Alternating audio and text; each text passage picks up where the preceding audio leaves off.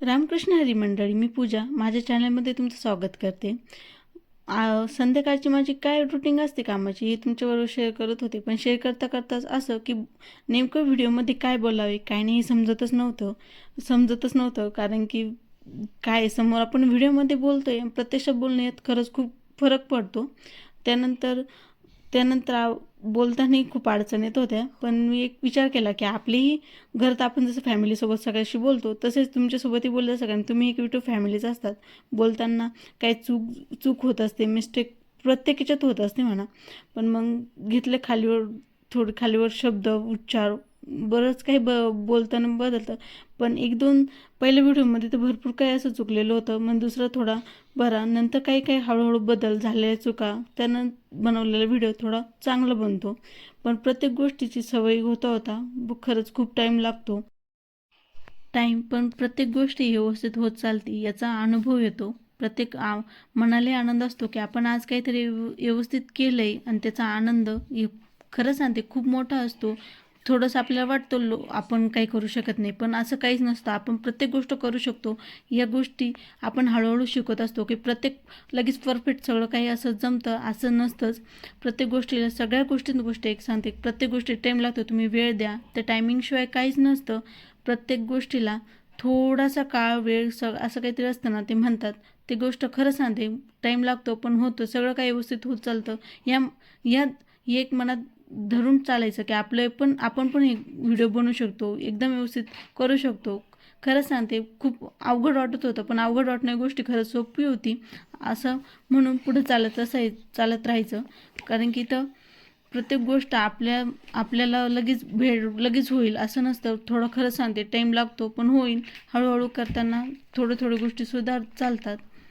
इथं मी वांगीची भाजी करत होते. वांगीची भाजी आणि चपाती आणि खिचडी भात लोणचं आणि कांदा, असं काही एवढं काही हे नव्हतं. इथं चवीनुसार मीठ घेतलं होतं मी.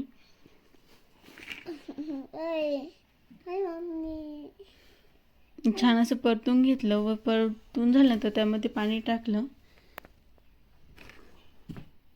खरंच खूप अवघड वाटत होतं, पण काही नाही थोडासा वेळ लागतो. प्रत्येक गोष्ट होतं. खरं सांगते खूप छान वाटतं. मग नंतर आपला व्हिडिओ आपण बघतोय, खरंच यातून आपण बोलू शकतो, समोर बोलता येतं आहे आपल्याला, हे बघितल्यानंतर खरंच खूप आनंद वाटतो. कारण प्रत्यक्ष मला वाटतही नव्हतं मी व्हिडिओमध्ये कधी बोलन, पण थोडं शिकायला लागलं की माणसाला थोडं बोलता येतं. थोडं एक सुरुवात जर केली माणसाने, ती सुरुवातीनुसार खरंच सांगते खूप छान बोलता येतं. मग नंतर पुढे आधी मला तर वाटत नव्हतं मी एक शब्दही बोलू शकते, पण तुम्हाला खरं सांगते थोडीशी सवय की आपण रोजचे व्हिडिओ बघतो की काही व्हिडिओ बसतो.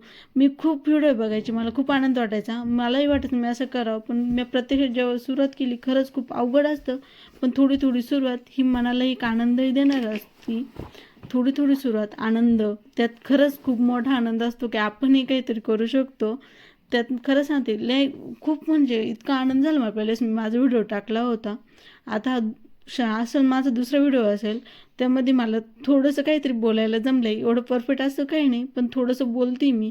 मला जेव्हा पहिल्या व्हिडिओ आलेला अनुभव तुम्हाला याच्यात सांगायचा प्रयत्न करते की मला पहिल्या व्हिडिओमध्ये काय झालं, मला काही बोलायला उमजतच नव्हतं. आत्ताशी कुठे मला बोलता येतं की मी काय बोलावं काय नाही. पहिले तर काही समजतच नव्हतं काय करणार आहे म्हणून. आपण व्हिडिओ तर लावला आहे, बोलणार काय. तुम्हाला माझे व्हिडिओ बघायला असे आवडतील का? कमेंट करून नक्की सांगा मला. आवडला व्हिडिओ तर सबस्क्राईब करा प्लीज. तोपर्यंत बाय.